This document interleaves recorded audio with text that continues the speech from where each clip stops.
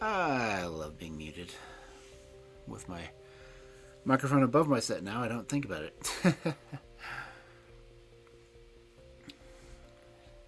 But how's everyone doing? I didn't want to wait for the animation to finish out, so I just went and started anyway. But we are reading more from the casebook of Sherlock Holmes.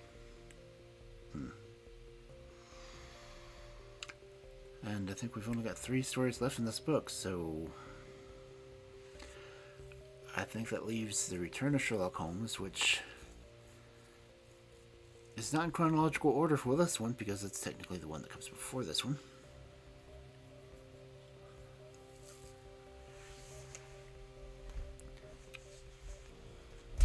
So if you watch the VODs on YouTube, I'll try to make sure everything's in the right order there.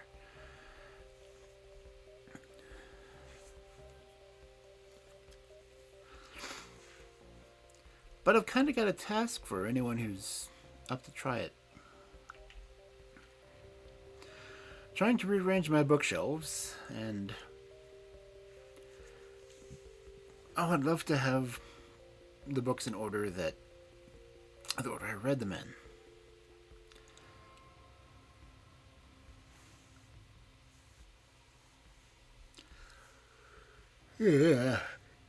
Yeah, excuse me. Man, the wine's hitting. But if anyone wants to go through my YouTube logs and just kind of note the order that all the books I read went through, I'd really appreciate it.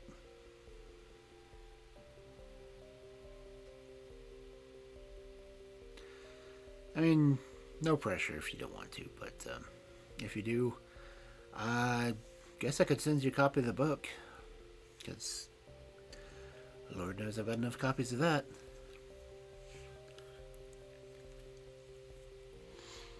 Of course, that would also mean entrusting me with your address. I think most of the people that watch my streams already have the book, which, thank you. If you don't, the book's mentioned up above me up there. You can just look for it online. Just look up my name. If you go by Kentron Valgry, it'll probably find the ones on Amazon. If you go by Kentron A. Valgry, my middle initial, if anyone ever wanted to know, then you'll be able to find the Grey Wolf edition, which will have, store logo and everything else in it.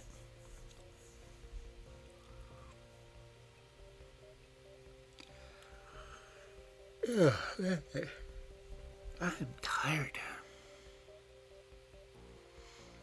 Don't know why, because after I woke up the first time at 7 this morning, I woke up again at 11 afterwards. After several hours of snuggling with my big fluffy cat, Spy.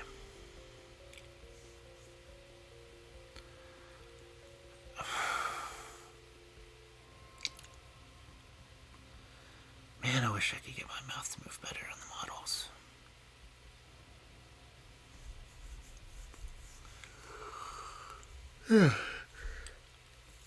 At least, no, not when I'm yawning.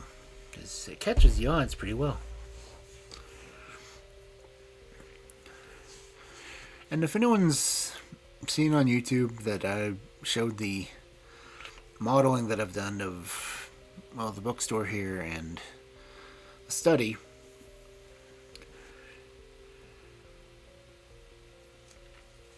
I gotta blow my nose. I'm gonna mute the mic so it doesn't blow your ears out, so hold on.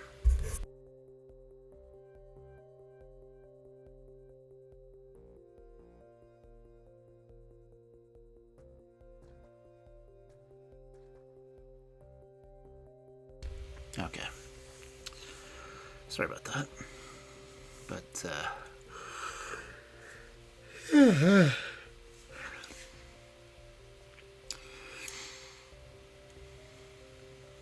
where was I? Oh, yeah, right. If anyone wants to go through and actually list the books that I've shown on stream, I would muchly appreciate it.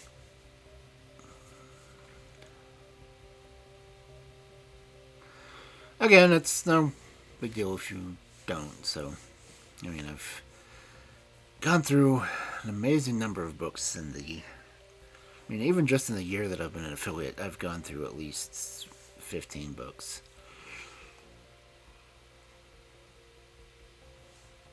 I mean, it feels like it anyway. And speaking of affiliate, now, September 19th, it will be my anniversary for Twitch paying me less than minimum wage.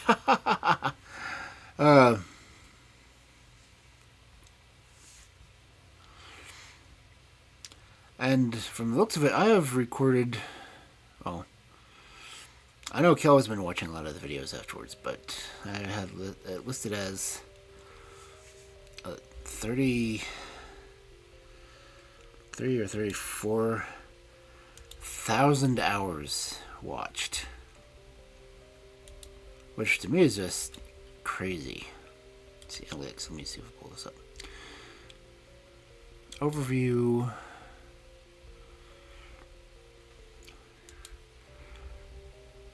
If I start back at December 19th, 2022, through today,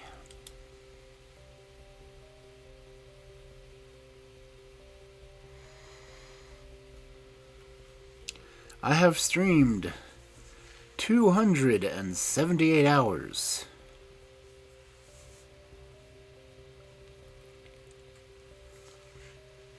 Which in itself is crazy, but my revenue is $235.09. So I've gotten... Wow, shit.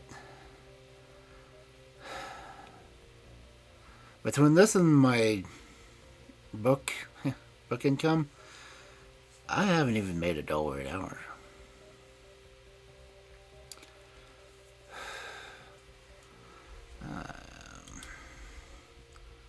I hate posting this shit, but it's really fascinating to me.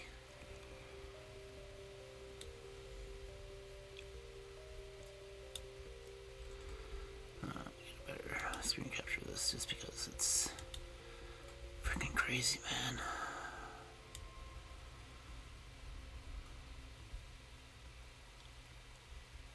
No, wait, can I do day streamed?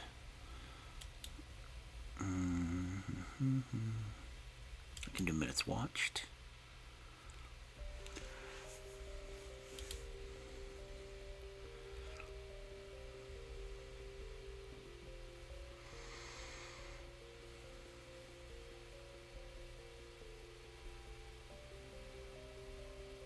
Okay, time screen subscriptions, follows, averagers. Subscriptions, it's fine. Okay. Again, this is just like crazy statistics to me. I'm far from a math major.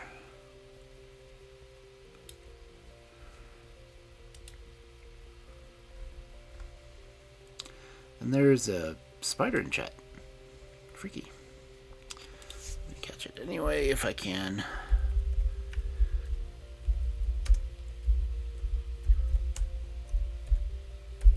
Some people like that spider. Oh, and I can't type Ultra Ball right.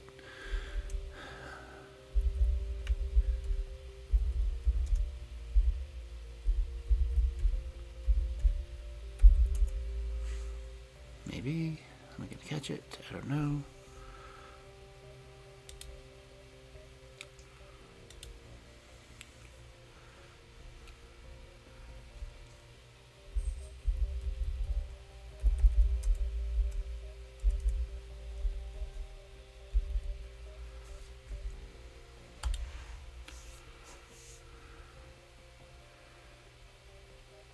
Okay.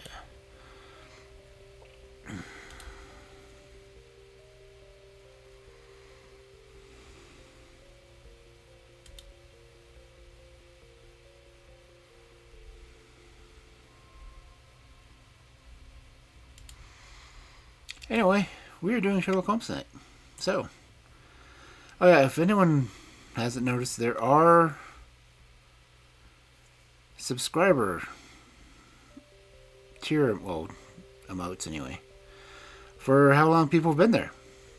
That's kind of cool. And the stupid spider escaped. Oh well.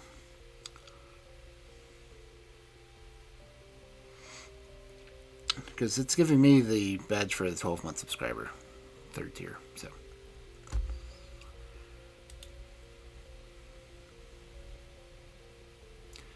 Because I've subscribed to myself longer than anyone else has. Ha! I don't even know if anyone's claimed all my founder badges yet. But anyway, Sherlock Holmes, that's why we're here, right?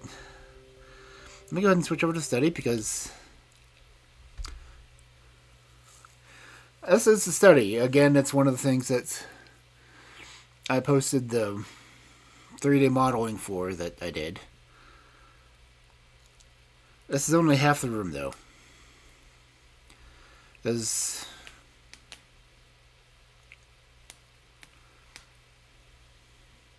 this is my side of the room, basically. Kel's is the side that you don't see.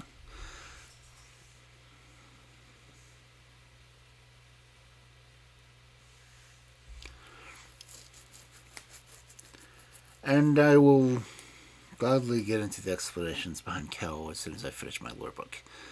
Which I'm on... How many chapters am I into that one? Okay, the book is Once Upon a Tale. I have...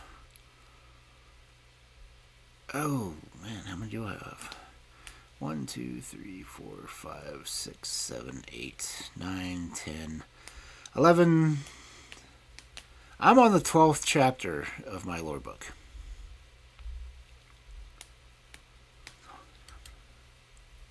And I am just now getting to school.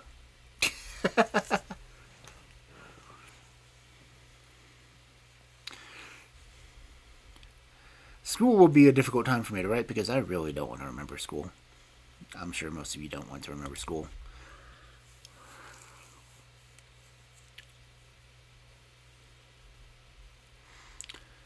But anyway, this is the book we're reading, Casebook of Sherlock Holmes. The version pictured is the original book, because I try to find the old artwork for it. And of course, the casebook, and most of the time if it says it's the book, like the Adventures, Memoirs, Return, His Final Bow, no, maybe not His Final Bow, most of them are collections of short stories. The Hound of the Baskerville is not considered a short story, it's considered a full novel. But a Final Bow is not a short story collection either.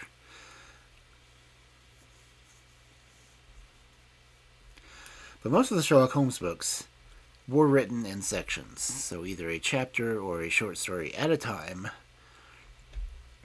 In the magazine The Strand. Or Strand. I don't think it's Strand.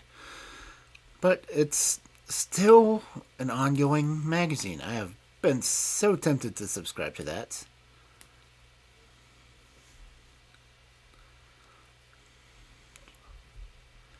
Oh, look, the merchandise ad.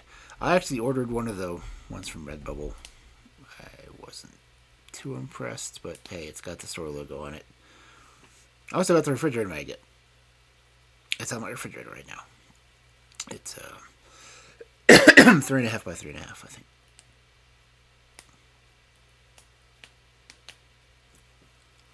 Yeah, cool stuff.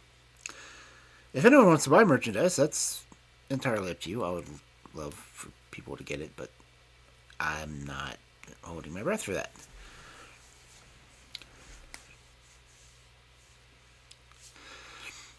If you do want to buy anything else from me, like if you want a book found, let me see if I can find it. Because I am affiliated with several used bookstores. And if I can't find it, well, it's probably going to be hard to find. I've got the affiliate through Amazon, I've got an affiliate through Books A Million, I've got the ones through bookshop.org, and I've got the one through Thrift Books. So if you need a book, let me know, and I will see if I can find it for you. Most of my books I've gotten either through bookshop.org or through thrift books. Again, links are below. But still, I'm horrible at advertising. What's really funny is my own book is in bookshop.org and thrift books now. That's just freaking cool to me. And it's, I believe it's the Grey Wolf edition you can find in both of them. Thrift books might have the paperback of the Amazon and the hardback Grey Wolf. Bookshop.org just has the Grey Wolf edition, I believe.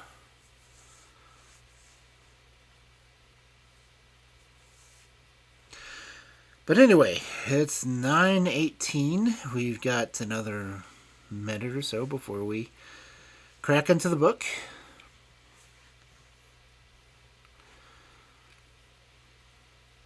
I am tempted to run ads again just to make sure that hopefully it won't be interrupted. Since I don't have mods that can snooze the ads. Because I really wish I had someone with mod ability to pause the ads until a story is done. Because you can snooze an ad for 5 minutes. And hopefully 5 minutes would be enough time for me to finish a story. Because there's been so many times where it's cut off the end of a story for someone.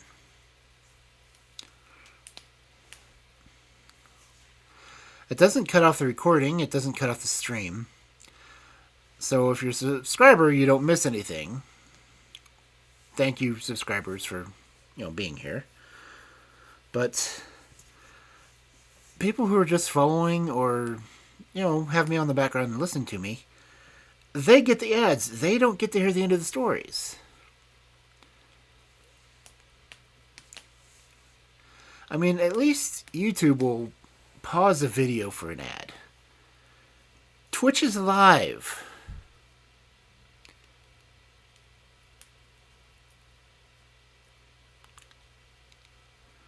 I mean, I'm live. Well, I'm animated, but I'm live. And it just bothers me to no end that the ads will cut off my stories.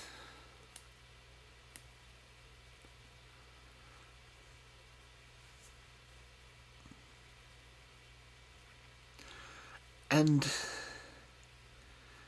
advertisements just pull you out of the story, and it bothers me. And I half wish that I wasn't affiliated just so you guys wouldn't have to listen to the ads. And since I don't really make that much from them anyway, it just, I don't know.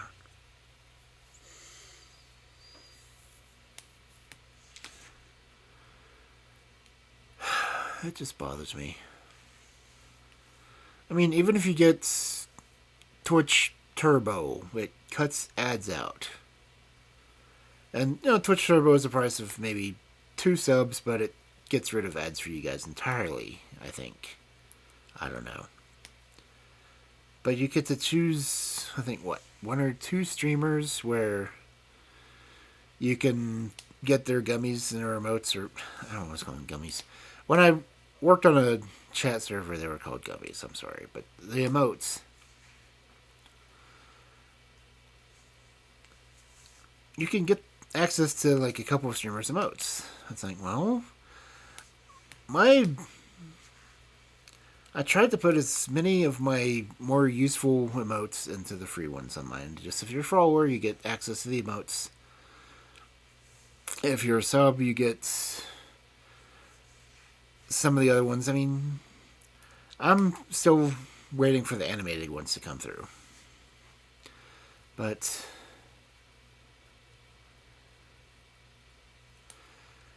and no one here's really been around for me to say anything about the fact I might be getting a new model, but it's also in the works too. And I would love to be able to give the model artist and rigger some more money, but I can only give what I have, and luckily she's one of the ones who did this model for me too, who was kind enough to make it pay what I can afford.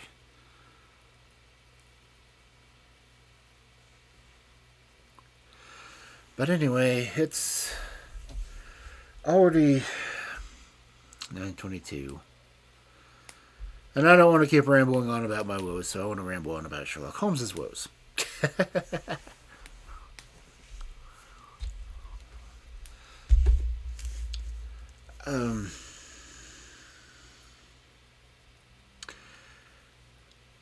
I didn't get anything to hydrate with. Damn.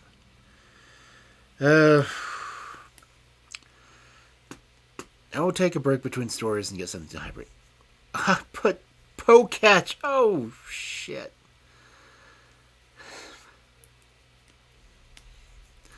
Can't. Forget it. I'm not going to try to do Pokemon today. I'm just going to read you some stories. Then I'm probably going to raid into one of my friends who's also streaming.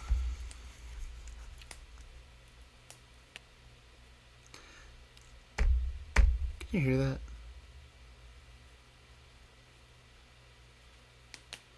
Okay. My microphone is on a boom arm now. Because when the Halloween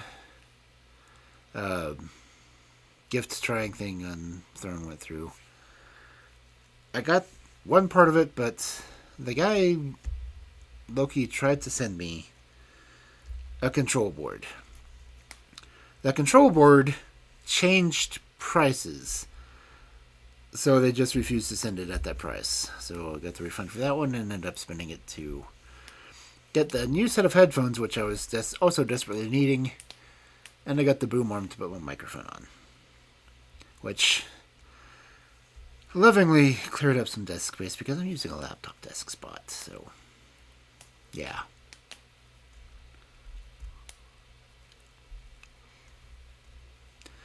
So anyway, as I said, get away from the woes. Do I want to run ads before I start reading?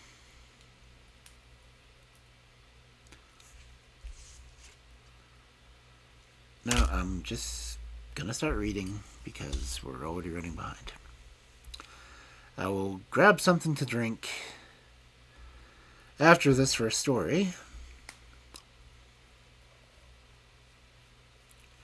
And of course, the first story for the night from the casebook of Sherlock Holmes is The Adventure of the Veiled Lodger.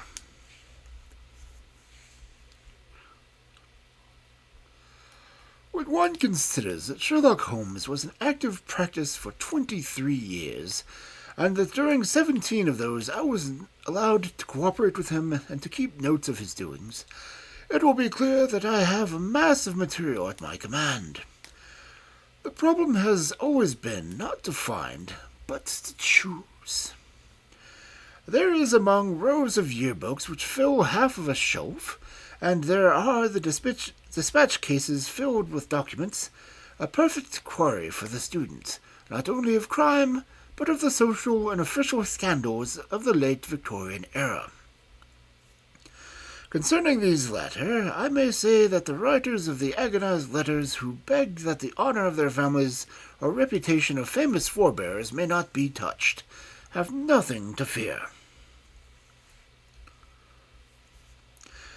The discretion and high sense of professional honor, which have always distinguished my friend, are still at work in the choice of these memoirs, and no confidence will be abused. I deprecate, however, the strongest way the attempts which have been made lately to get at and destroy these papers. The source of these outrages is known, and if they are repeated, I have Mr. Holmes' authority for saying that the whole story concerning the politician, the lighthouse, and the trained cormorant will be given to the public. There is at least one reader who will understand.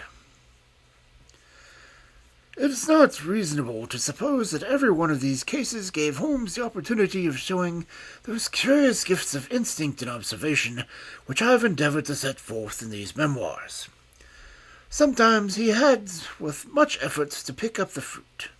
Sometimes it fell easily into his lap. But the most terrible human tragedies were often involved in these cases, which brought him the fewest personal opportunities.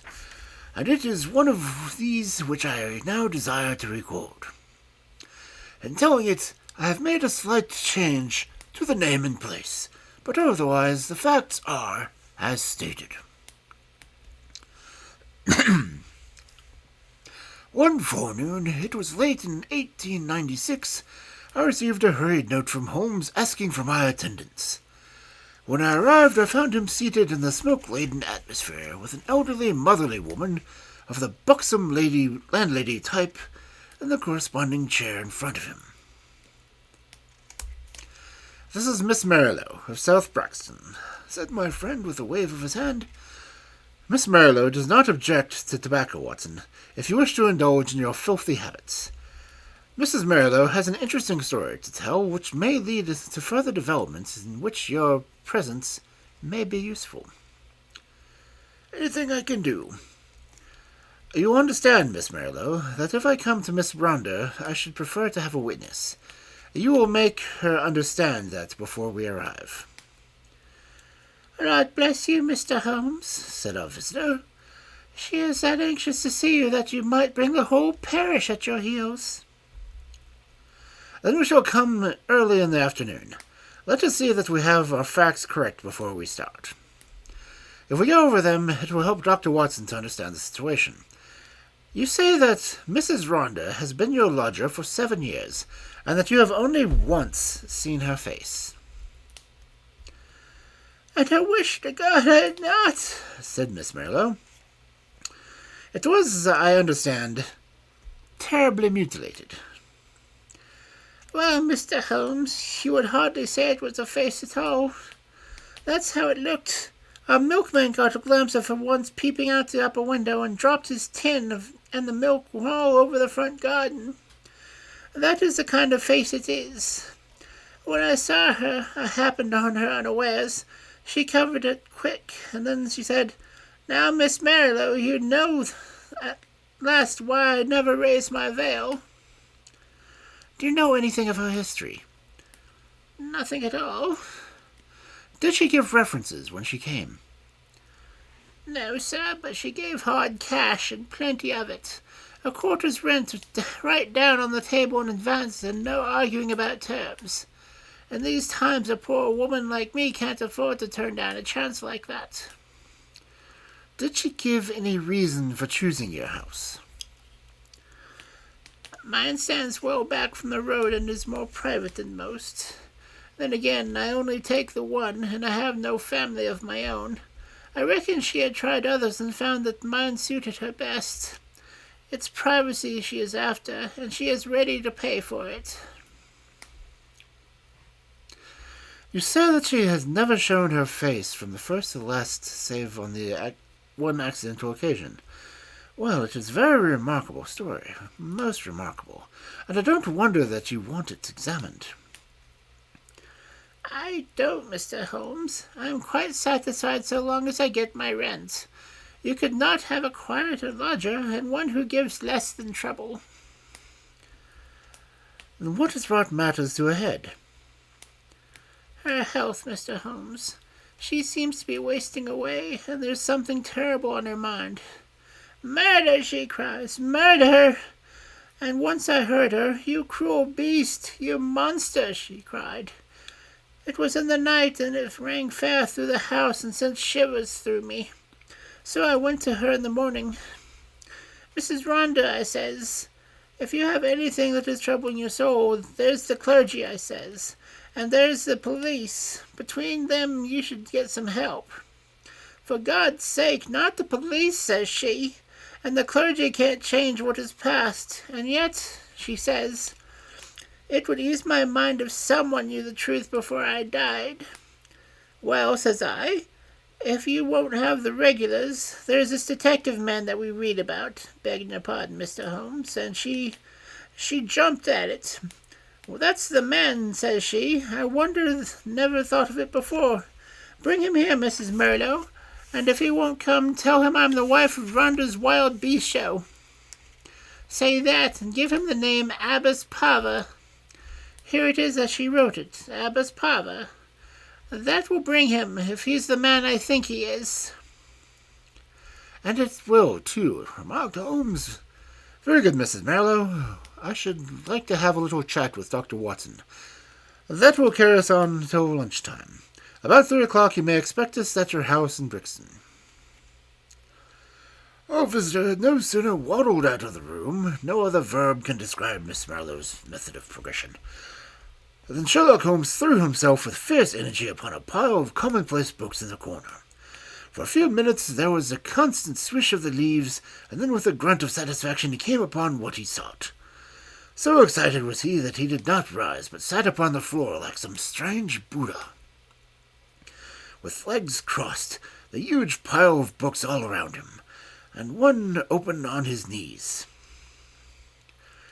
The case worried me at the time, Watson. Here are my marginal notes to prove it. I confess that I could make nothing of it, and yet I was convinced that the coroner was wrong. Have you no recollection of Abbess Parva tragedy? No, Holmes. And yet you were with me then. By certainly my own impression was very superficial, but there was nothing to go by, and none of the parties were engaged in my services. Perhaps you would care to read the papers. Could you not give me the points? That is very easily done. I will probably come back to your memory as I talk. Rondeur, of course, was a household word. He was the rival of Wombwell and of Sanger, one of the greatest showmen of his day. There is evidence, however, that he took to drink, and that both he and his show were on the downgrade at the time of the great tragedy. The caravan had halted at the night of Abbess Parva, which is a small village in Berkshire, when this horror occurred. They were on their way to Wimbledon, travelling by road, and they were simply camping, and not exhibiting, as this place was so small one that it could not have paid them to open. They had among their exhibits a very fine North African lion, King Sahara by the name, and it was the habit both of the Rondeur and his wife to give exhibitions inside its cage. Here you see is a photograph of the performance, by which you will receive that Rondeur has a huge porcine person, and that his wife was a very magnificent woman. It was deposed at the inquest that there had been some signs that the lion was dangerous, but, as usual, familiarity begat contempt, and no notice was taken of the fact. It was usual for either Rondeur or his wife to feed the lion at night. Sometimes one went, sometimes both. But they never allowed anyone else to do it, for they believed that so long as they were the food carriers, he would regard them as the benefactors, and would never molest them. On this particular night, 7 years ago, they both went, and a very terrible happening followed, the details of which have never been made clear. It seems that the whole camp was roused at midnight by the roars of the animal and the screams of the woman. The different grooms and the employees rushed to their tents, carrying lanterns, and by their light an awful sight was revealed. Rondeur lay, with his back of the head crushed in, and deep claw marks across his scalp. Some 10 yards from the cage, which was open, close to the door of the cage lay Mrs. Rondeur, upon her back with a creature squatting and snarling over her.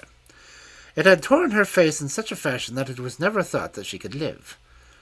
Several of the circus men, headed by Leonardo, the strong man, and Griggs, the clown, drove the creature off with poles, upon which it sprang back into the cage, and it was once locked in. How it had got loose was a mystery. It was conjectured that the pair intended to enter the cage, but that when the door was loosened, the creature bounded out upon them. There was no other point of interest in the evidence, save that the woman, in a delirium of agony, kept weeping, "Coward! Coward!" and she was carried back to the van in which they lived. It was 6 months before she was fit to give evidence, but the inquest was duly held, with the obvious verdict of death from misadventure. "What alternative you received?" said I. "You may well so, and yet there were 1 or 2 points which worried young Edmonds, the Berkshire constabulary, a smart lad. He was sent a letter to Allahabad. That was how I came into the matter, for he dropped it and smoked a pipe a pipe or two over it. "A thin, yellow-haired man." "Exactly. I was sure you would pick up the trail presently." "But what worried him?" "Well, we were both worried. It was so difficult to reconstruct the affair. Look at it from the lion's point of view. He is liberated. What does he do? He takes half a dozen bounds forward, which brings him to Rhonda. Rhonda turns to fly. The claw marks were on the back of the head, but the lion strikes him down. Then, instead of bounding on and escaping, he returns to the woman who is close to the cage, and he knocks her over and chews her face up. Then again, those cries of hers would seem to imply that her husband had in some way failed her. What could the poor devil have done to help her? You see the difficulty." "Quite." "And then there was another thing. It comes back to me now as I think it over. There was some evidence that, just as the time the lion roared and the woman screamed, a man began shouting in terror." "This man Rhonda, no doubt." "Well, if his skull was smashed in, you could hardly expect to hear from him again. There were at least 2 witnesses who spoke of the cries of a man being mingled with those of the woman." "I should think the whole camp was crying out by then. As to the other points, I think I could suggest a solution." "I should be glad to consider it." "The 2 were together, 10 yards from the cage, when the lion got loose. The man turned and was struck down. The woman conceived the idea of getting into the cage and shutting the door. It was her only refuge. She made for it, and just as she reached, the beast bounded after her and knocked her over. She was angry with her husband for having encouraged the beast's rage by running. If they faced it, they might have cowed it, hence her cries of coward." "Brilliant, Watson. Only one flaw in your diamond." "What is that flaw, Holmes?" "If they were both 10 paces from the cage, how came the beast to get loose?" "Is it possible that they had some enemy who loosed it?" "And why should it attack them savagely when it was in the habit of playing with them and doing tricks with them inside the cage?" "Possibly the same enemy had done something to enrage it." Holmes looked thoughtful and remained in silence for some moments. "Well, Watson, there is this to be said of your theory. Rhonda was a man of many enemies. Edmonds told me that his cups he had were horrible. A huge burly of a man, he cursed and slashed at everyone who came in his way. I expect those cries about a monster, of which our visitor has spoken, were nocturnal reminiscences of the day departed. However, our speculations are futile until we have all of the facts. There's cold porridge in the sideboard, Watson, and a bottle of Montserrat. Let us renew our energies before we make a fresh call upon them." "When our handsome depositor sat at the house of Mrs. Merrilow, we found the plump lady blocking up the door of her humble abode.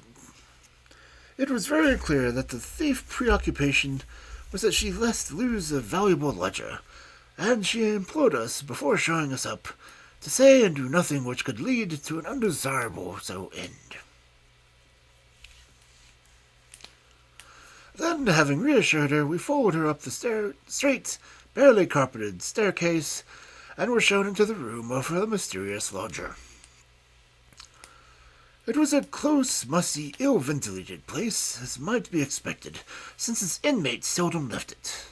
From keeping beasts in a cage, the woman seemed, by some retribution of fate, to have become herself a beast in a cage. She sat now in a broken armchair in a shadowy corner of the room. Long years of inaction had coarsened the lines of her figure, but at some period it must have been quite beautiful, and was still full and voluptuous. A thick, dark veil covered her face, but it was cut off close at her upper lip, and disclosed a perfectly shaped mouth and a deliberately rounded chin. I could well conceive that she had indeed been a very remarkable beauty. Her voice, too, was well modulated and pleasing. "My name is not unfamiliar to you, Mr. Holmes," said she. "I thought that would bring you." "That is so, madam, though I did not know the case that you were aware that I was interested in your case." "I learned it when I had recovered my health and was examined by Mr. Edmonds, the county detective. I fear I lied to him. Perhaps I should be wiser if I had told the truth.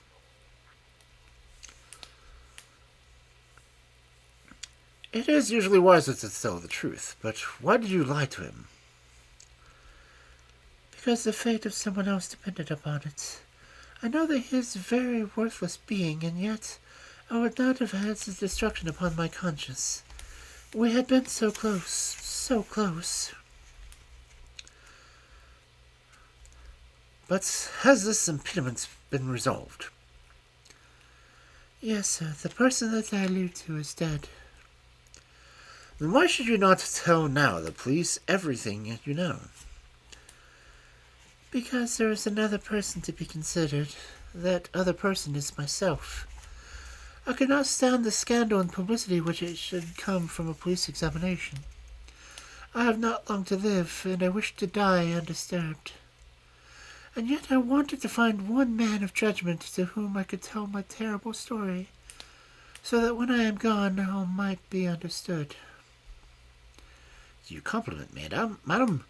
At the same time, I'm a responsible person. I do not promise you that when you have spoken, I may not myself think it is my duty to refer the case to the police. I think not, Mr. Holmes. I know your character and methods too well, for I have followed your work for some years. Reading is the only pleasure which fate has left me, and I miss little which passes in the world.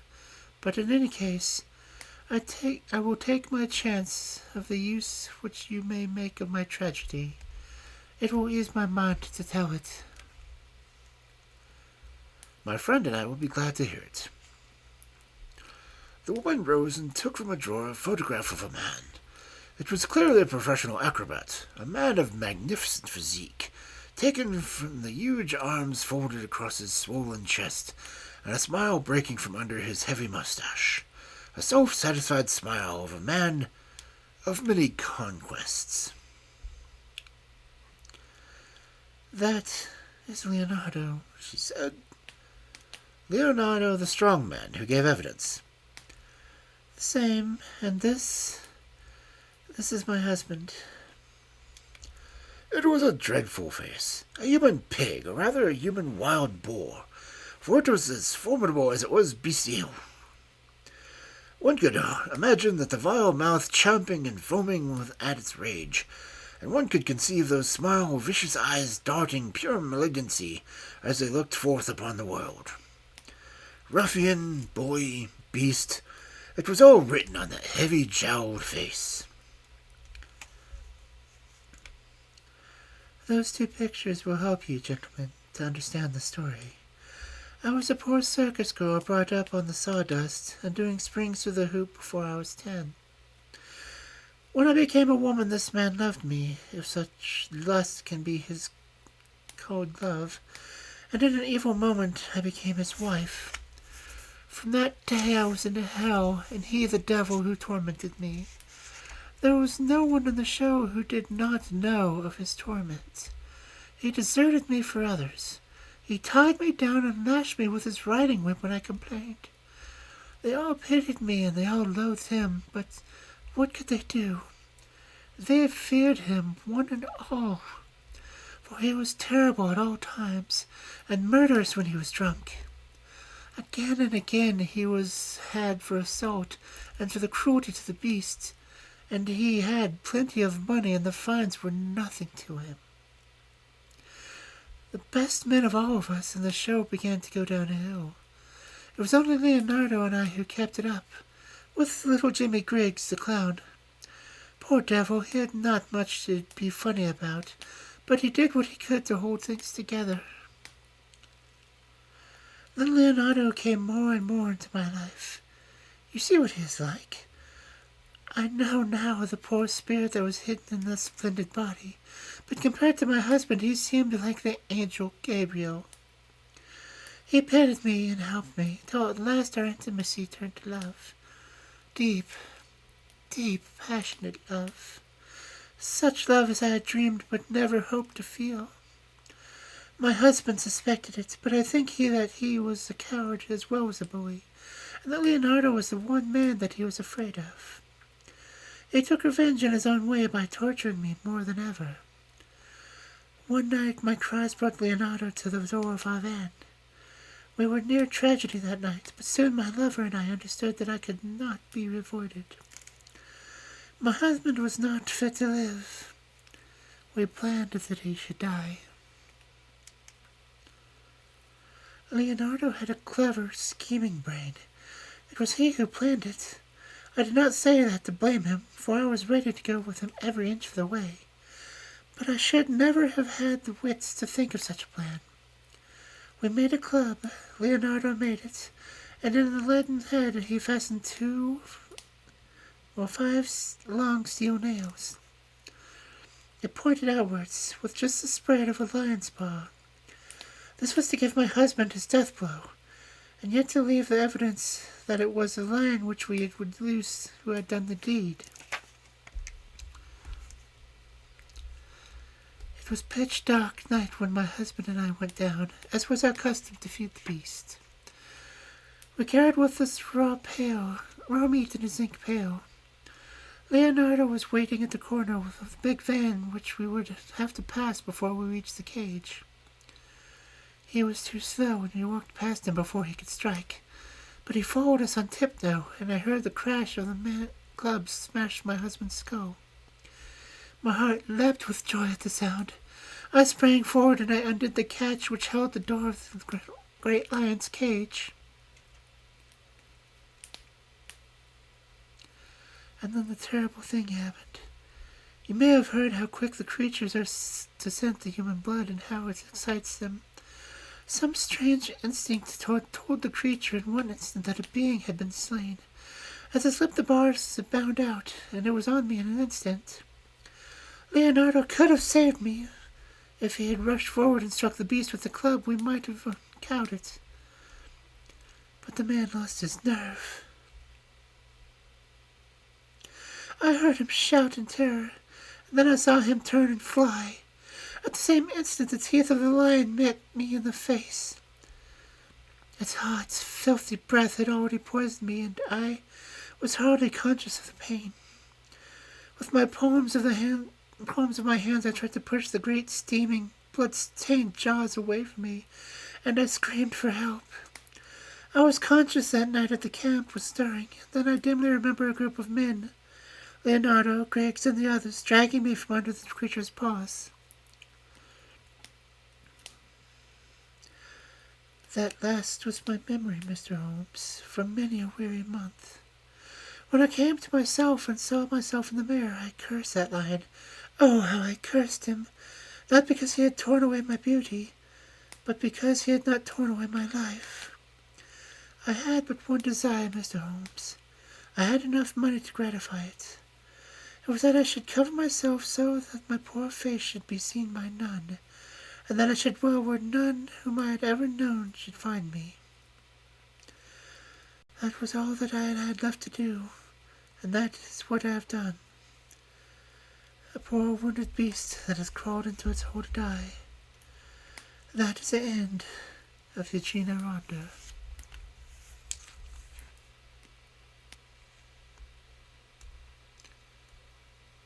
We sat in silence for some time after the unhappy woman had told her story. Then Holmes stretched out his long arm and patted her hand with such a show of sympathy as I had seldom known him to exhibit. "Poor girl," he said.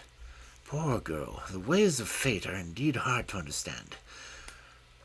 If there is not some compensation thereafter, then the world is a cruel jest. But what of this man Leonardo?"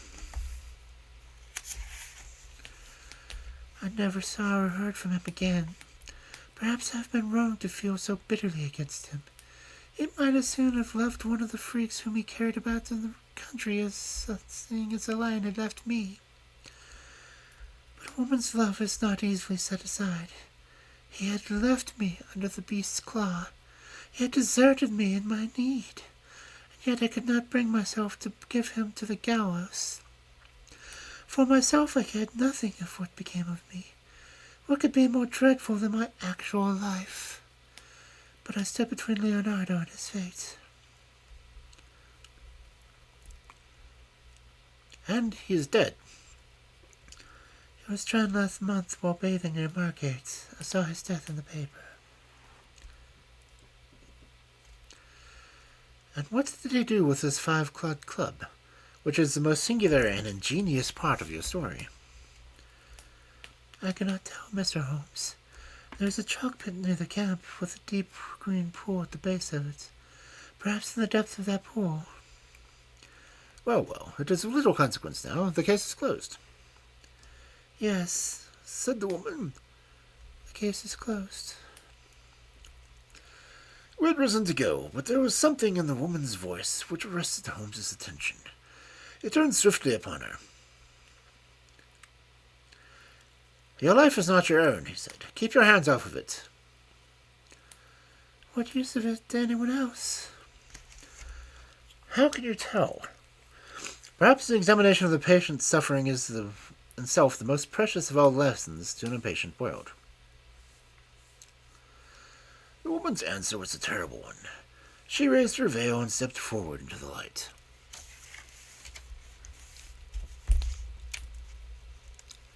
I wonder if you could bear it, she said. It was horrible. No words can describe the framework of a face when the face itself is gone. 2 living and beautiful brown eyes looking sadly out from that grisly ruin did make the view more awful.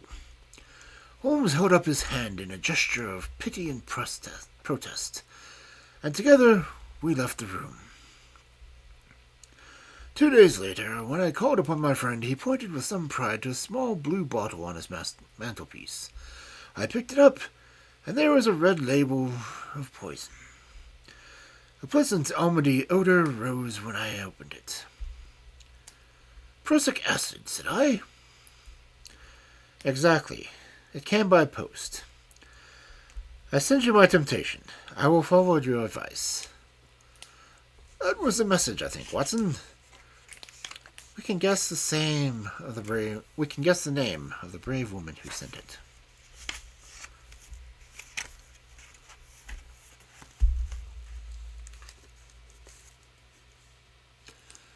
Well then. And now the ad started. Cool.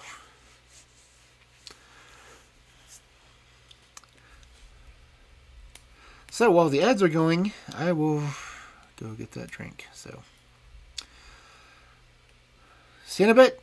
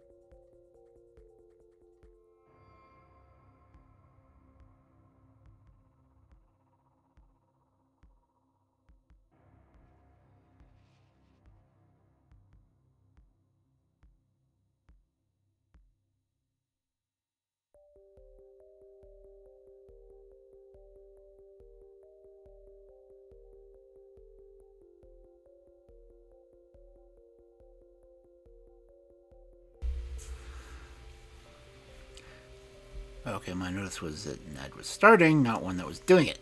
What the hell?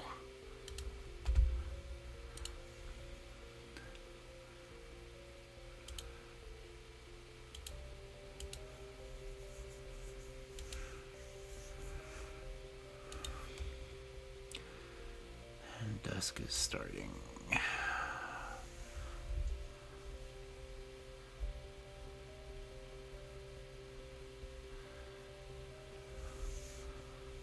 There's my browser is frozen.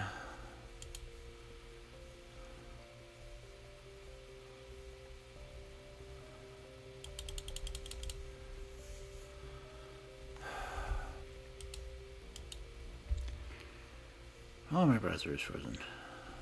Peachy.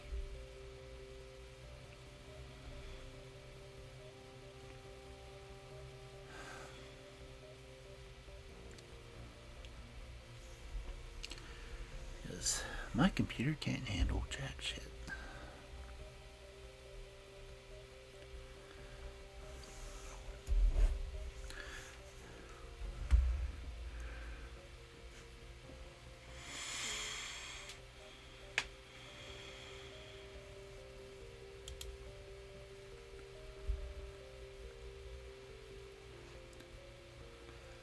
Wow. Wow. Stream Elements is just now announcing that I'm streaming.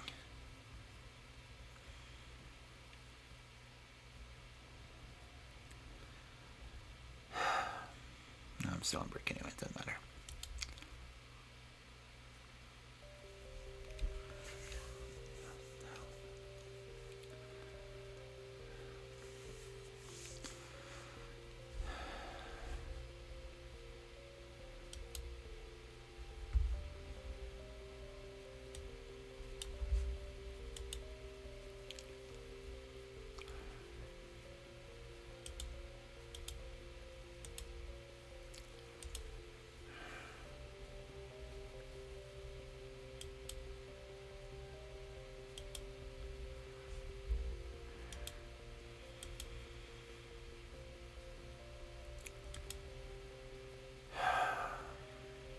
Not to get water though.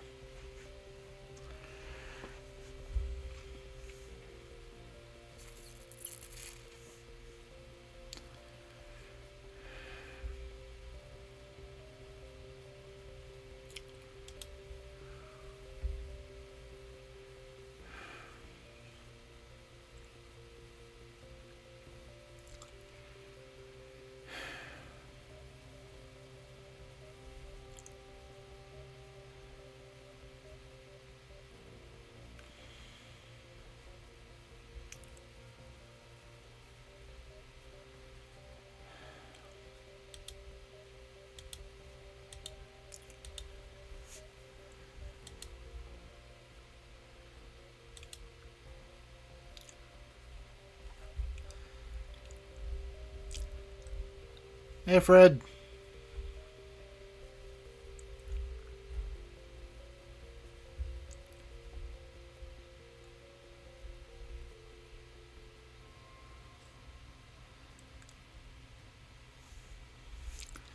A lot of these would have it raining frogs and raining cats and dogs.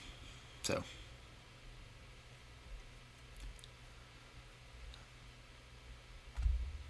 Go ahead and switch back to the study. Yeah.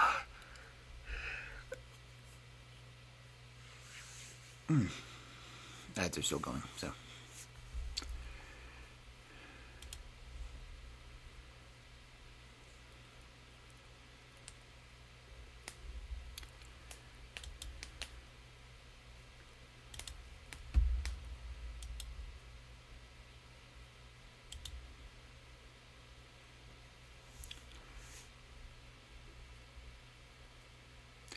Oh, cool. Ads are over, I think.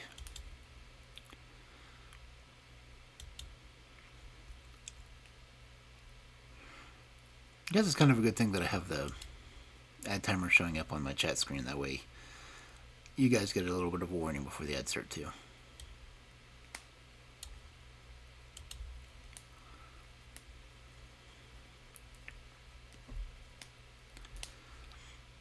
I'm just glad I finished the first story before the ad started.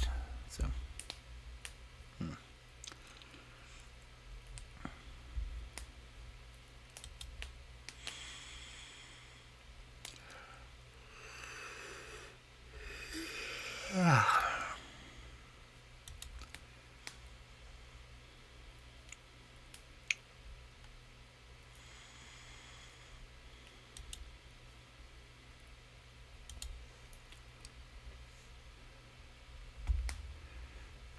let's see.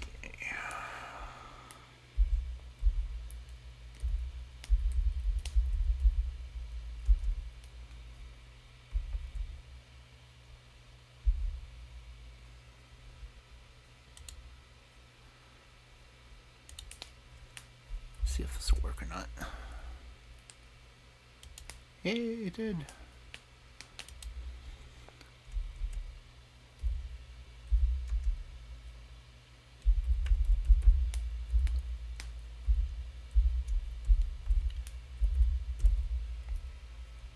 I don't know what to do. Both of them worked. Cool.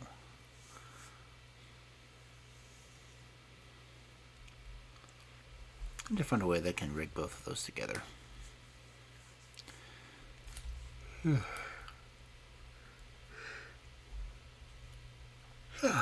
man.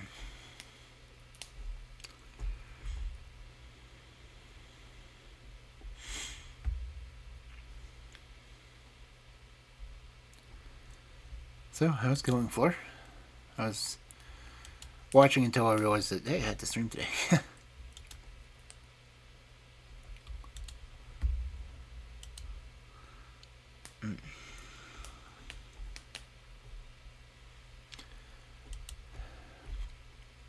My chatting is a little slow because my browser is deciding it doesn't want to work.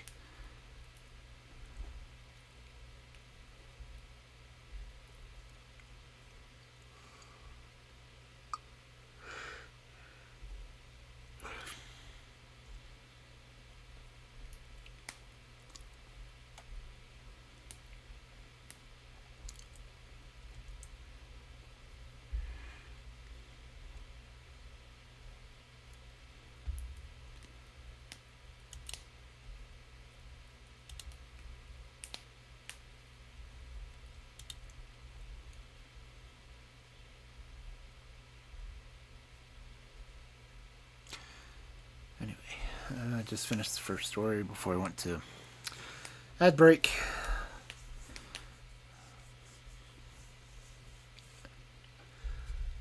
I remember to get my... Dang. I remember to get myself some water.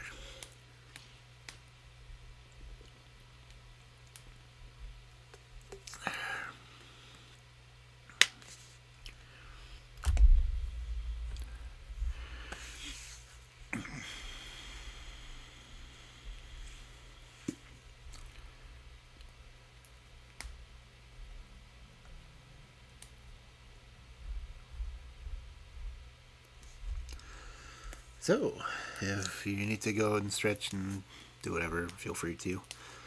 Everyone who's here,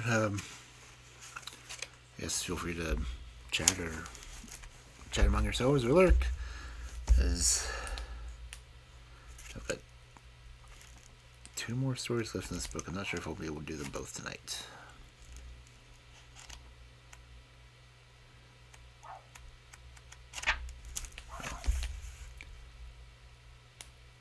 Is there a freaking dog barking outside?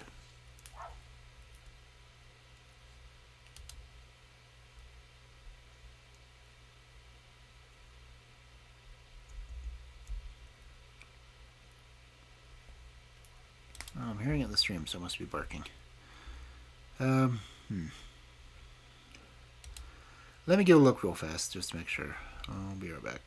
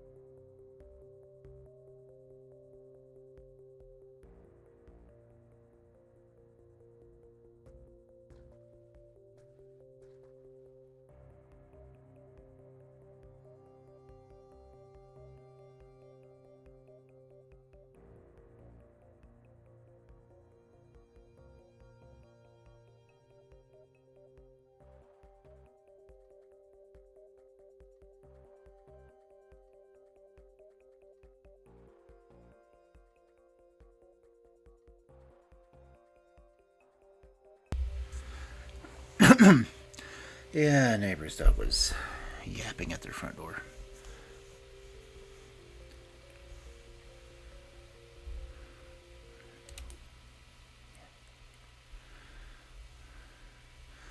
Anyway, back to stories.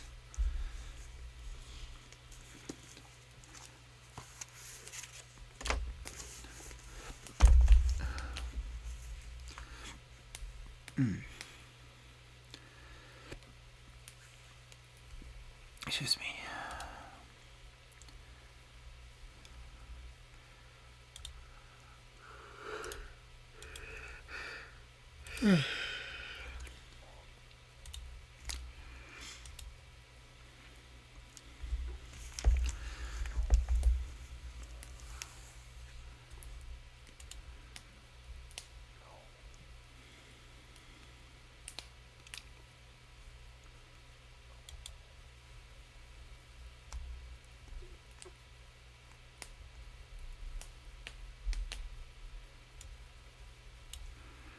My browser's frozen again. Lovely.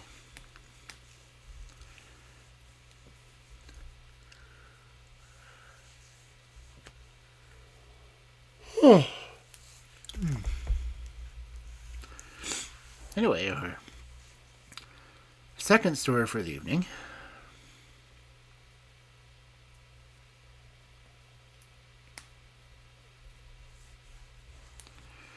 The Adventure of Shoscombe Old Place. Sherlock Holmes had been bending for a long time over a low-powered microscope. Now he straightened himself and looked around at me in triumph. "It is glue, Watson," he said. "Unquestionably, it is glue. Have a look at these scattered objects in the field." I stooped to the eyepiece and focused for my vision. "Those hairs are threads of a tweed coat. The irregular grey masses are dust. There are pithecal scales on the left. Those brown globs in the center are undoubtedly glue." "Well," I said, laughing, "I am prepared to take your word for it. Does anything depend on it?" "It is a very fine demonstration," he answered. "In the St. Pancras case, do you remember that a cap was found beside the dead policeman? The accused man denies that it was his, but he is a picture frame maker who habitually handles glue." "Is it one of your cases?" "No, my friend. Merivale of the Yard asked me to look into the case. Since I ran down to the corner by the zinc and copper filings of the seam of the cuffs, they have begun to realize the importance of the microscope." He looked impatiently at his watch. "I had a new client calling, but he is overdue. By the way, Watson, you know something of racing?" "I ought to. I paid for it with about half my wound pension." "And then I'll make you my handy guide to the turf. What say about Sir Robert Norberton? Does the name recall anything?" "Well, I should say so. He lives at Slocum Old Place, and I know it well, for my summer quarters were down there once. Norberton nearly came within your province once." "How is that?" "It was when he horse-shipped Sam Brewer, the well-known Curzon Street's moneylender, on the New Street Heath. He nearly killed the man." "Ah, that sounds interesting. Does he often indulge in that way?" "Well, he has the name of being a dangerous man. He is about the most daredevil rider in England, second to the Grand National a few years back. He is one of those men who have overshot their true generation. He should have been a buck in the days of the Regency, a boxer, an athlete, a plunger on the turf, a lover of fair ladies, and by all accounts so far down queer streets that he may never have found his way back again." "Capital, Watson. Thumbnail sketch. I seem to know the man. Now, can you give me some idea of Shoscombe Old Place?" "Only that it is the centre of Slocum Park, and that the famous Slocum stud and the training headquarters are to be found there." "And the head trainer," said Holmes. is John Mason. You need not look surprised at my knowledge, Watson, for this is a letter from him which I am unfolding. But let us have some more about Shoscombe. I seem to have struck a rich vein. There are the Shoscombe Spaniels, said I. You hear of them at every dog show. The most exclusive breed in England. They're a special pride of the Lady of Shoscombe Old Place. Sir Robert Norberton's wife, I presume? Sir Robert never married. Just as well, I think, considering his prospects. He lives with his widowed sister, Lady Beatrice Folder. You mean that she lives with him? No, the place belonged to her late husband. Sir James Norberton has no claim to it at all. It is his only life interest, and reverts to her husband's brother. Meantime, she draws the rents every year. And her brother Robert, I suppose, spends all his said rents? That is about the size of it. He is a devil of a fellow, and must lead her a most uneasy life. Yet I have heard that she is devoted to him. But what is amiss at Shoscombe? Ah, that is just what I want to know, and here, I expect, is a man who can tell us. The door had opened, and the page was shown a tall, clean-shaven man with a firm, austere expression which is only seen upon those who have control of horses or boys. Mr. John Mason had many of both under his sway, and he looked equal to the task. He bowed with a cold self-possession, and seated himself upon the chair to which Holmes had waved him. You had my note, Mr. Holmes? Yes, but it explained nothing. It was too delicate a thing for me to put the details on paper, and too complicated. It was only face-to-face I could do it. Well, I am at your disposal. First of all, Mr. Holmes, I think that my employer, Sir Robert, has gone mad. Holmes raised his eyebrow. This is Baker Street, not Harley Street, he said. But why do you say so? Well, sir, when the man does a queer thing and two queer things, there may be a meaning to it. But when everything he does is queer, you may begin to wonder. I believe Shoscombe Prince and the Derby have turned his brain. That is the culture we're running. The best in England, Mr. Holmes, I should know, if anyone does. Now I'll be plain with you, for I know you are a gentleman of honour, and that you won't go beyond this room. Sir Robert has got to win this Derby. He's up to his neck, and it's his last chance. Everything he could do, raise or borrow, is on his horse, and at fine odds, too. You can get 40s now, but it is nearer the 100 when he began to back him. But how is that, if the horse is so good? The public don't know how good he is. Sir Robert has been too clever for the touts. He has the prince's half-brother out of spins. You can tell them apart. But there are 2 lengths and a furlong between them when it comes to a gallop. He thinks of nothing but the horse and the race. He spins, his whole life is on it. He is holding off the Jews until then. But if Prince fails him, he is done. It seems a rather desperate gamble, but where does the madness come from? Well, first of all, you only have to look at him. I don't believe he sleeps at night. He's down in the stables at all hours. His eyes are wild. It has been too much for his nerves. Then there is his conduct to Lady Beatrice. Ah, what is that? They have been friends, best of friends, all life. They had the same tastes, the 2 of them, and she loved the horses as much as he did. Every day at the same hour she would drive down to see them, and above all she loved the prince. He would prick up his ears when he heard the wheels on the gravel, and he would trot out each morning to the carriage to get his lump of sugar. But that's all over now. Why? Well, she seems to have lost all interest in the horses. For a week now she has driven past the stables with never so much as a good morning. You think that there has been a quarrel? And a bitter, savage, spiteful quarrel at that. Why else would he give away her pet spaniel that she loved as if it were her child? He gave it a few days to old Barnes, what keeps the Green Dragon, 3 miles off at Kendal.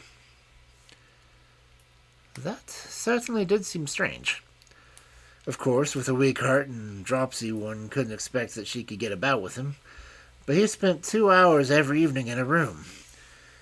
He might well as be what she could, for she has been a very good friend to him. But that's all over too. She never goes near, and she takes it to heart. She's broody and sulking and drinking, Mr. Holmes, drinking like a fish. Did she drink before this estrangement? Well, she took a glass, but now it is so often the whole bottle is an evening. So Stevens, the butler, told me. It's all changing, Mr. Holmes, and there's something damned rotten about it. But then again, what is the master doing down at the old church crypt at night? And who is the man that meets him there? Holmes rubbed his hands. Go on, Mr. Mason. You get more and more interesting. It was the butler who saw him go. 12 o'clock at night and raining hard. Next night I was up at the house, and sure enough, master was off again. Stevens and I went after him, but it was jumpy work, for it could have been a bad job if he had seen us. He's a terrible man with his fists if he gets started, and no respecter of persons. So we were shy of getting too near, and we marked him down all right. It was the haunted crypt that he was making for. There was a man waiting for him there. What is this haunted crypt? Well, sir, there's an old ruined chapel in the park, and it is so old that nobody could fix its date. Under it there's a crypt that has a bad name among us. It's a damp, dark, lonely place by day, and there are few in the country that would have nerve to go near it at night. But master's not afraid. He never feared anything in his life. But what is he doing there in the night time? Wait a bit, said Holmes. You say there's another man there. It must be one of your own stablemen, or someone from the house. Surely you only have to spot who it is to question him. It's no one I know. How can you say that? Because I've seen him, Mr. Holmes. It was on that second night. Sir Robert turned and passed us, me and Stevens, quaking in the bushes like two bunny rabbits. There was a bit of a moon that night, but we could hear the other moving around behind. We were not afraid of him, so we up and when Sir Robert was gone and pretended we were just having a walk like in the moonlight. So we came right up to him on casual and innocent as please. Hello, mate, who be you? Says I. I guess he had not heard us coming, so he looked over his shoulder with his face as if he had seen the devil coming out of hell. He let out a yell, and he went as hard as he could, licking that darkness. He could run, I'll give him that. In a minute he was out of sight and hearing. But who he was or what he was never found. But you saw him clearly in the moonlight. Yes, I swear I saw his yellow face. A mean dog, I should say. What could he have in common with Sir Robert? Holmes sat for some time lost in thought. Who keeps Lady Beatrice Falter company? He asked at last. There's her maid, Carrie Evans. She has been with her for 5 years. And he's no doubt devoted? Mr. Mason shuffled uncomfortably. She's devoted enough, he answered at last, but I won't say to whom. Ah, said Holmes. I can't tell tales out of school. I quite understand, Mr. Mason. Of course, the situation is clear enough. From Dr. Watson's description of Sir Robert, I can realize that no woman is safe from him. Don't you think the quarrel between his brother and sister may lie there? Well, the scandal has been clear from some time. But she may not have seen it before. Let us suppose that she suddenly found out. She wants to get rid of the woman. Her brother will not permit it. The invalid, with her weak heart and inability to get about, has no means of enforcing her will. The hated maid is still tied to her. The lady refuses to speak, sulks, takes to drink. Sir Robert, in his anger, takes her pet spaniel away from her. Does the soul not hang together? Well, it might do as far as it goes. Exactly, as far as it goes.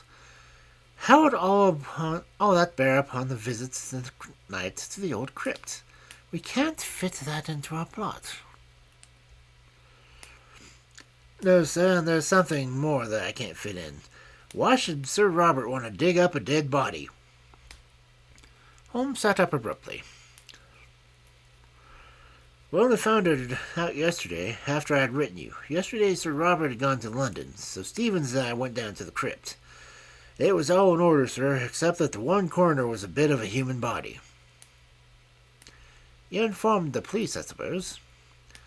Our visitor smiled grimly. Well, sir, I think it would hardly interest them. It was just the head and a few bones of a mummy. It may be a few thousand years old, but it weren't there before, that I'll swear, and so Stevens. It had been stowed away in a corner and covered up with a board, but that corner had always been empty before. What did you do with it? Well, we just left it there. That was wise. You say Sir Robert was away yesterday. Has he returned? We expect him back today, sir. When did Sir Robert give away his sister's dog? It was just a week ago today. The creature was howling outside the old well house, and Sir Robert was in one of his tantrums that morning.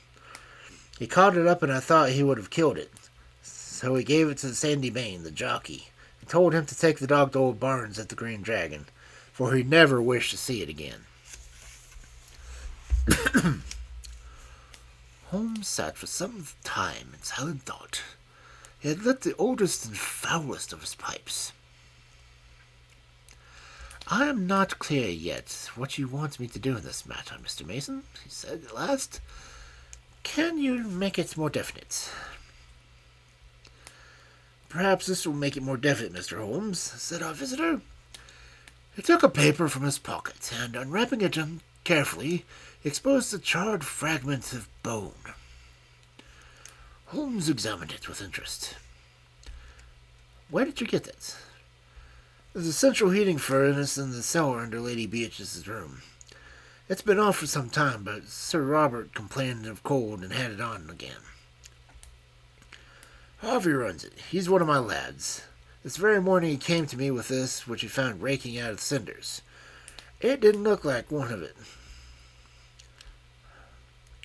Nor do I, said Holmes. What do you make of it, Watson? It was burned to a black cinder, but there was no question to its anatomical significance. It's the upper condyle of a human femur, said I. Exactly. Holmes had become very serious. When does this lad tend to the furnace? He makes it up every morning and leaves it. Then anyone could visit it during the night. Yes, sir. Can you enter it from outside? There is one door from outside. There is another which leads up the stair to the passage in which Lady Beatrice's room is situated.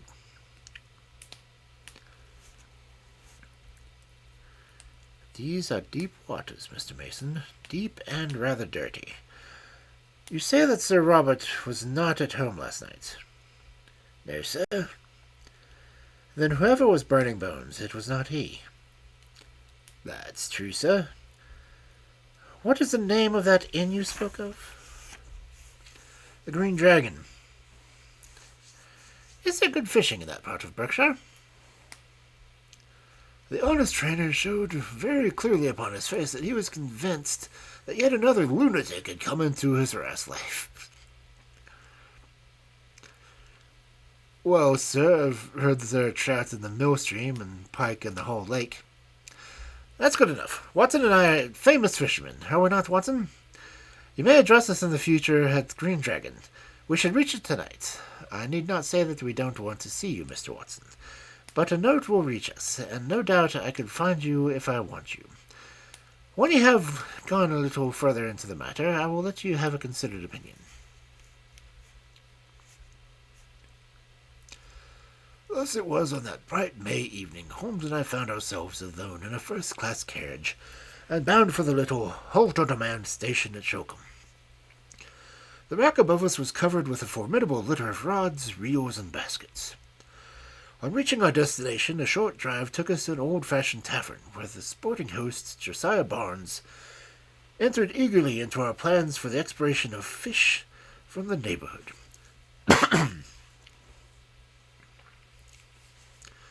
What about the whole lake and the chance of a pike? Said Holmes. Then the face of the innkeeper clouded. Oh, that wouldn't do, sir. You might catch yourself in the lake before you thought you were through. How's that, then? It's Sir Robert, sir. He's terrible jealous of trouts. If you two strangers were as near as his training quarters, that he'd be after you as sure as fate. He ain't taking no chances, Sir Robert ain't. I've heard he has a horse entered for the Derby. Yes, and a good colt, too.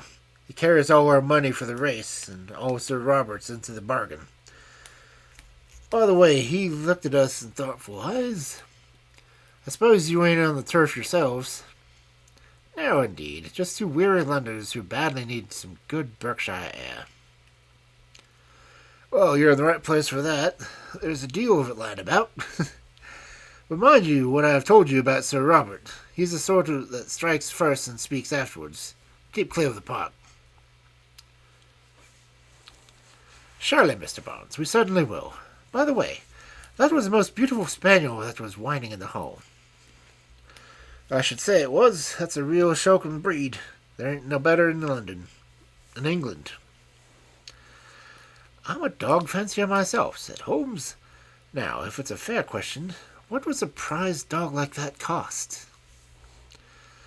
More than I could pay, sir. It was Sir Robert himself who gave me this one. That's why I have to keep it on the lead. It would be off to the hall in a jiffy if I gave its lead.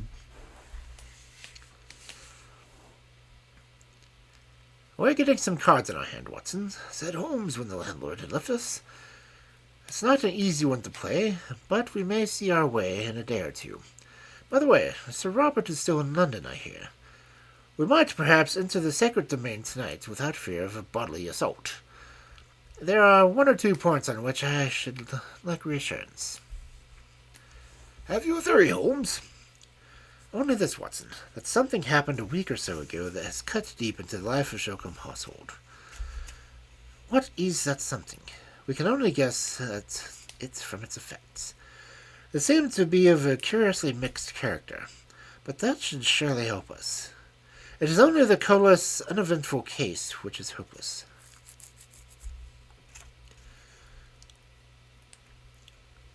Let us consider our data.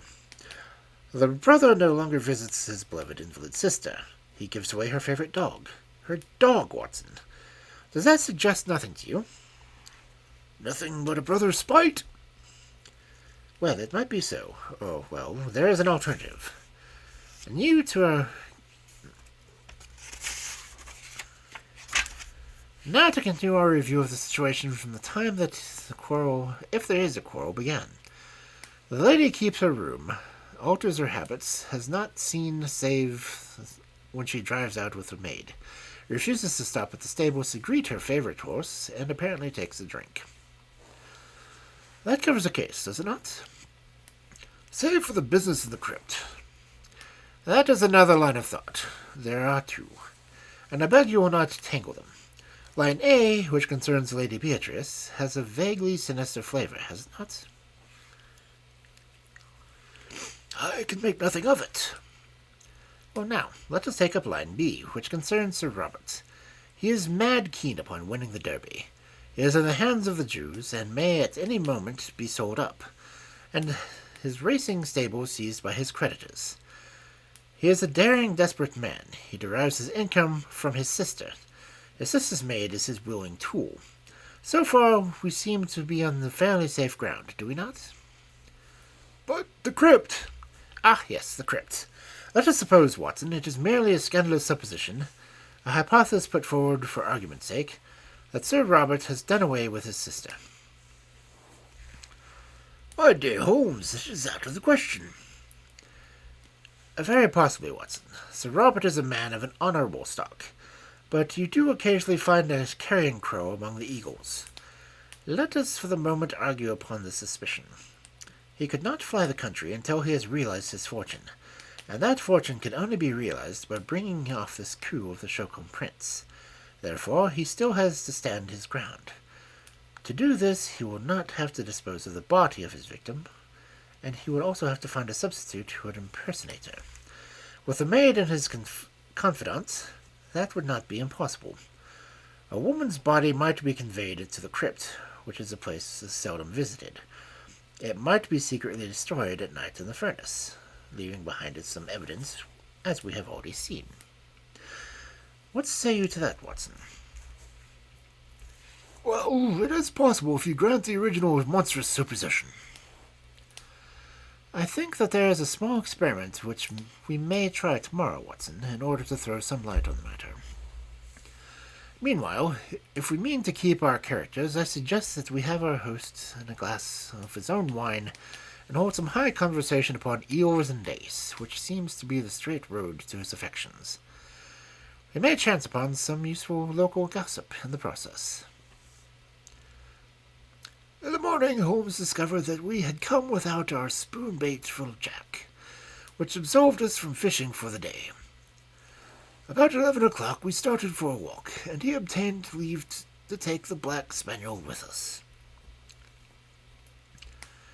This is a place, said he, as we came to two high park gates, with heraldic griffins towering above them. About midday, Mr. Barnes informs me, the old lady takes a drive, and the carriage must slow down while the gates are opened. When it comes through, and before it gathers speed, I want you, Watson, to stop the coachman with some question.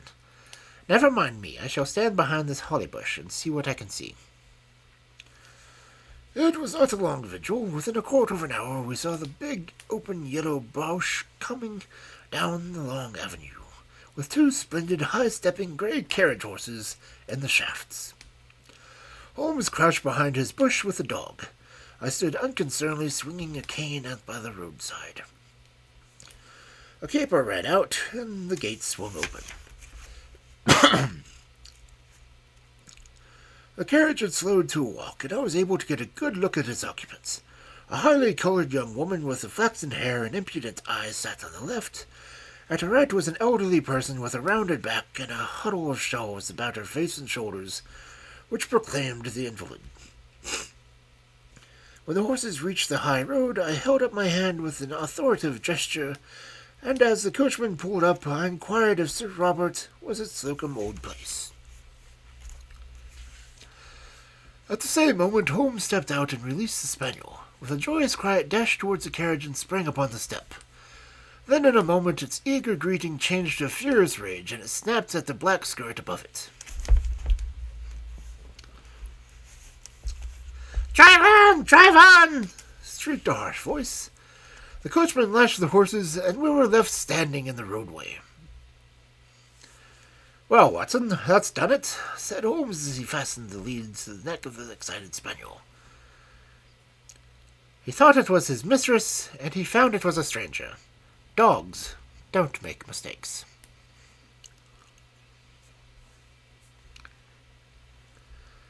"But it was the voice of a man," I cried. Exactly. We've added one more card to our hand, Watson, but it needs careful playing and all the same. My companions seemed to have no further plans for the day, and we did actually use our fishing tackle on the mill stream, with the result that we had a dish of trout for our supper. It was only after that meal that Holmes showed signs of renewed activity. Once more we found ourselves upon the same road as in the morning, which led us to the park gates. A tall, dark figure was waiting us there, who proved to be our London acquaintance, Mr. John Mason, the trainer.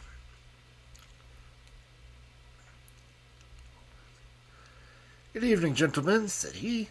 "I got your note, Mr. Holmes. Sir Robert has not returned yet, but I hear that he is expected tonight." "How far is the crypt from the house?" asked Holmes. "A good quarter of a mile."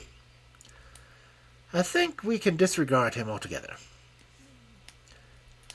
"I can't afford to do that, Mr. Holmes. The moment he arrives, he will want to see me to get the last news of Shoscombe Prince." "I see. In that case, we must work without you, Mr. Mason. You can show us to the crypt and then leave us." It was pitch dark and without a moon when Mason led us over the grasslands until a mass loomed up in front of us, which was proved to be the ancient chapel.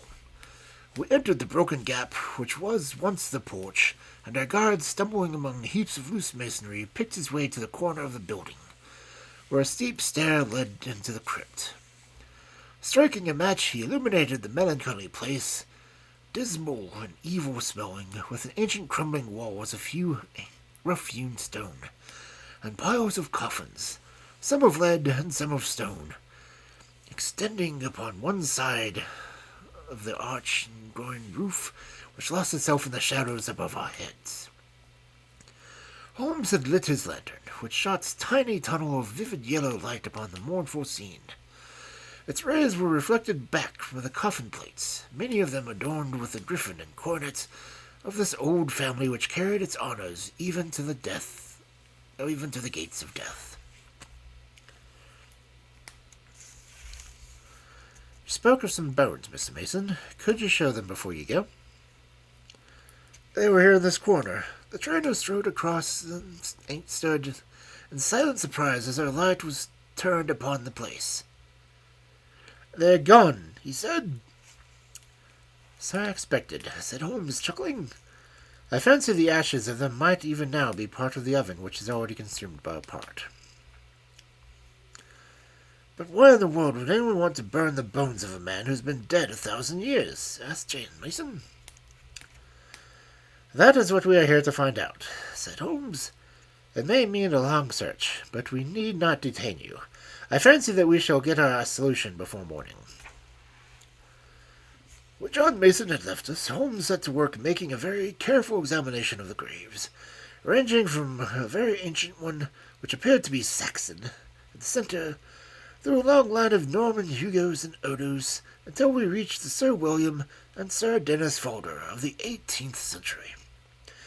It was an hour or more before Holmes led the leaden coffin standing on end before the entrance to the vault.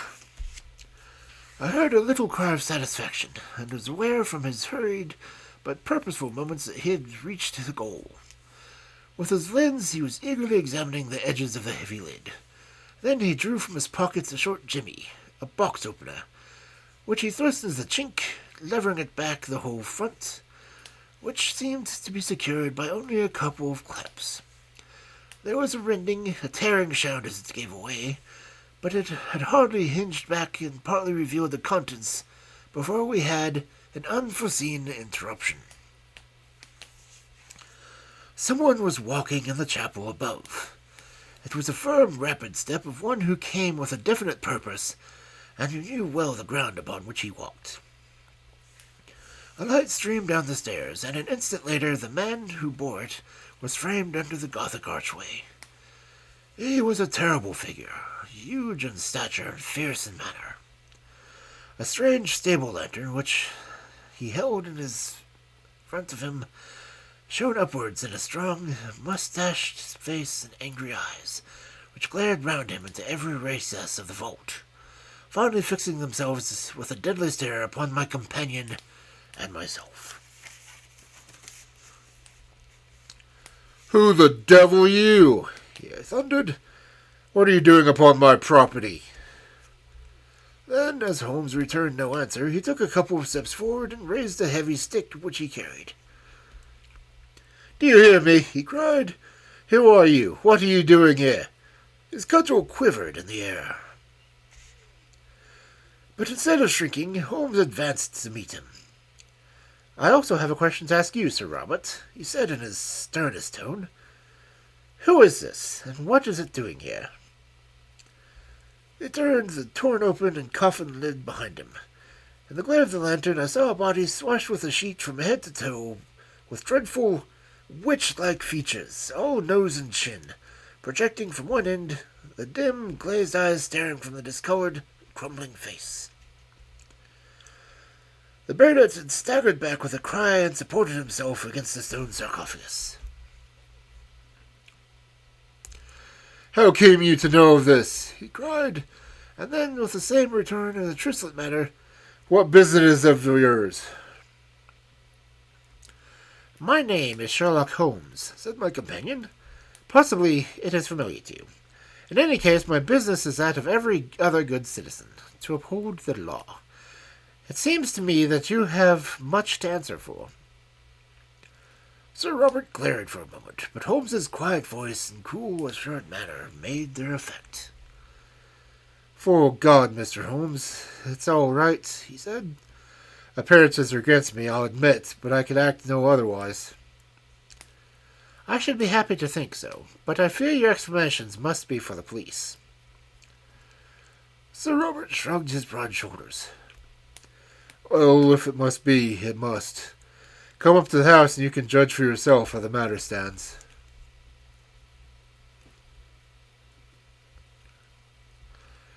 A quarter of an hour later, we found ourselves in what I judged from the lines of polished barrels behind glass covers to be the gun-room of the old house. It was comfortably furnished, and here Sir Robert left us for a few moments. When he returned, he had two companions with him. One, a florid young woman whom we had seen in the carriage, the other a small rat-faced man with a disagreeably furtive manner.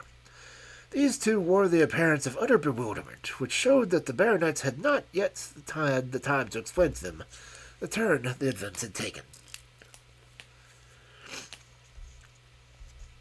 There, said Mr. Robert with a wave of his hand, are Mr. and Mrs. Norlet. Mrs. Norlet, under her maiden name of Evans, has for some years been my sister's confidential maid. I have brought them here before because I feel that my best course is to explain the true position to you, and there are two people upon earth who can substantiate what I say. Is this necessary, Sir Robert? Have you thought of what you are doing? Cried the woman. As to me, I am entirely disclaim all responsibility, said her husband. Sir Robert gave him a glance of contempt. I will take all responsibility, he said. Now, Mr. Holmes, listen to the planned statements of the facts.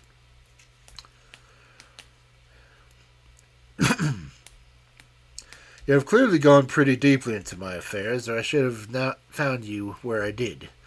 Therefore, you know already, in all probability, that I am running a dark horse for the Derby, and that everything depends upon my success. If I win, all is easy. If I lose, well, I dare not think of that. I understand the position, said Holmes. I am dependent upon my sister, Lady Beatrice, for everything, but it is well known that her interest in the estate is for her own life only. For myself, I am deeply in the hands of the Jews. I have already known that if my sister were to die, my creditors would be on the estate like a flock of vultures. Everything would be seized. My stables, my horses, everything. Well, Mr. Holmes, my sister did die just a week ago. And you told no one? What could I do? Absolute ruin faced me. If I could stave things off for 3 weeks, all would be well. Her maid's husband, this man here, is an actor. It came into our heads, came into my head, that he could do, for a short period, impersonate my sister. It was but this case of appearing daily for the carriage, for no one need enter her room save the maid. It was not difficult to arrange. My sister died in the dropsy which had long afflicted her. That will be for the coroner to decide. Her doctor would certify that for months her symptoms have threatened to such an end. Well, what did you do? The body could not remain here. On the first night, Norland and I carried it out to the old well house, which is now never used. We were followed, however, by her pet spaniel, which yapped continuously at the door, so I felt some safer place was needed. I got rid of the spaniel, and we carried the body to the crypt of the church. There was no indignity or reverence, Mr. Holmes. I do not feel that I have wronged the dead. Your conduct seems to me inexcusable, Sir Robert. The baronet shook his head impatiently. It is easy to preach, said he. Perhaps you would have felt differently if you had been in my position. One cannot see all one's hopes and one's plans shattered at the last moment and make no effort to save them. It seemed to me that it would be no unworthy resting place if we put her there for a time in one of the coffins of her husband's ancestors lying in, or was still consecrated ground. We opened such a coffin, removed its contents, and placed her as you have seen her. As for the old relics which we took out, we could not leave them on the floor of the crypt. Norland and I removed them, and he descended at night and burned them in the central furnace. There is my story, Mr. Holmes, though how you forced my hand to so that I have to tell it is more than I can say. Holmes sat for some time, lost in thought. There is one flaw in your narrative, Sir Robert, he said at last. Your bets on your race, and therefore your hopes on the future, would hold good even if the creditor seized the estate. The horse would be part of the estate. What do they care for any bets? As likely as not, they would not run him at all. My chief creditor is, unhappily, my most bitter enemy, a rascally fellow named Sam Brewer, whom I was once compelled to horsewhip on the Newmarket Heath. Do you suppose that he would try to save me? Well, Sir Robert, Holmes said, rising, this matter must, of course, be referred to the police. It is my duty to bring the facts to light, and there I must leave it. As to the morality or decency of your own conduct, it is not for me to express an opinion. It is nearly midnight, Watson, and I think we may make our way back to our humble abode.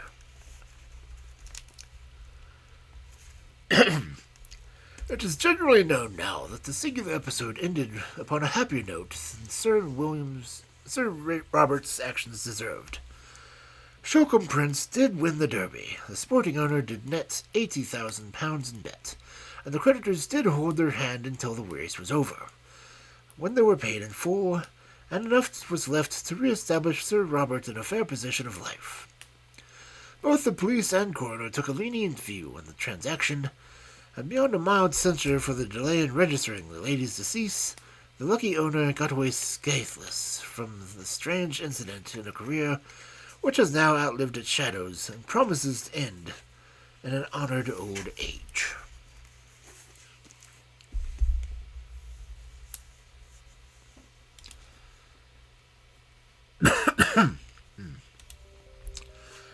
Okay.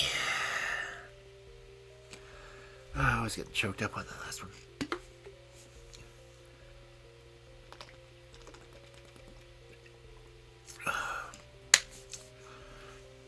But now it is time to see who's on Weekend Raid.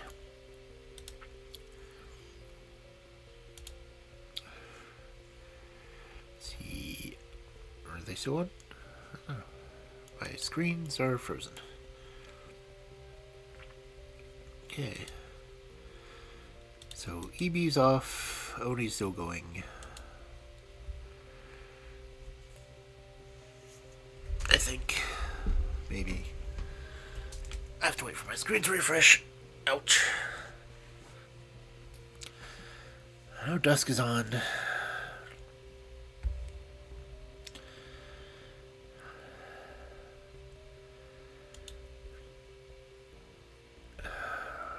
All my browser screens are frozen. That's not fun.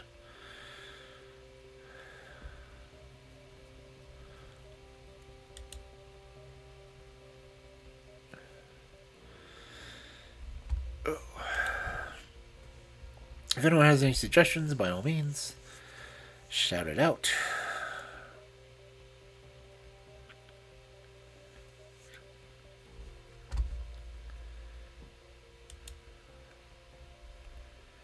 Let me check to see who's on my lists.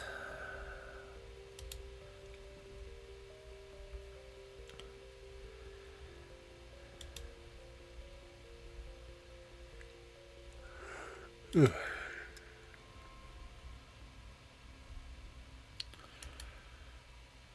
Falcor's on. Check to see what she's doing. Up on my nose again. Mute real quick.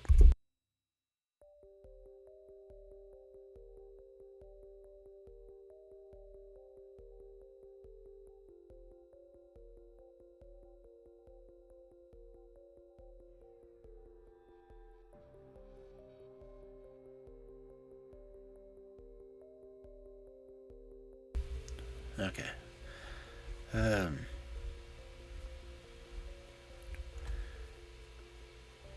I'm back. I still can't see what people are doing. So all my browsers are frozen.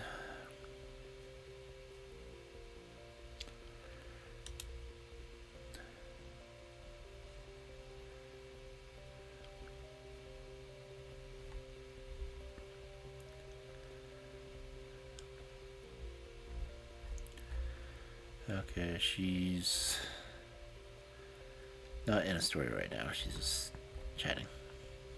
So, let's go ahead and write Dusk. Oh no, that's... I'm a raid Oni. I don't get the raid Oni very often, so...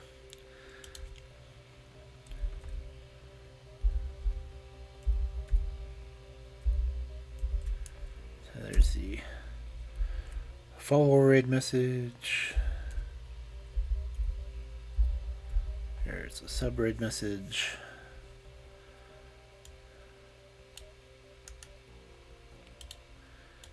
We're gonna read Oni.